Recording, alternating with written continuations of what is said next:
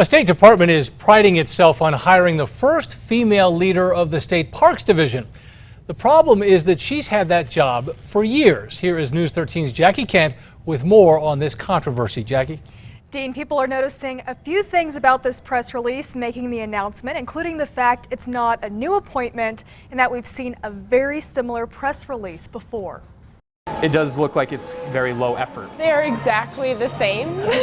Confusion at the first glance of these two press releases. They were made 4 years apart, but side by side, you'll notice they're both announcing the appointment of the new State Parks Director, Christy Tafoya. We're thrilled to have Christy Tafoya renamed as the head of the State Parks Division. The 2019 release says that with this hire, Tafoya is the first woman to fill the top leadership role in State Parks history, even though she's already held the job for 4 years. She had already been given the position back in 2015 through the Energy, Minerals, and Natural Resources Department during the Governor Susana Martinez administration. They didn't even really change the picture or anything else. The differences are very minimal. I noticed that they added one thing here about the state parks seeing 5 million visitors in the 2019 release that they didn't have in the 2015. And other details, like her work history, are also the same as described in the 2015 release. They're just trying to pawn this achievement off as on the new administration, even though it was undeserved. That was definitely not the intention at all, and I think that that was the point of sending the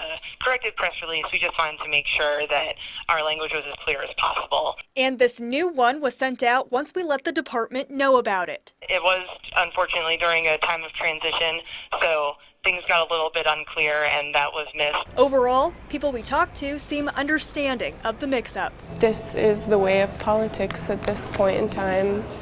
Just copy and paste. The department wouldn't say who wrote the press release or why it appeared to be so similar to the old one, only that they are working to make sure it doesn't happen again. Dean, back to you. All right, Jackie, thank you.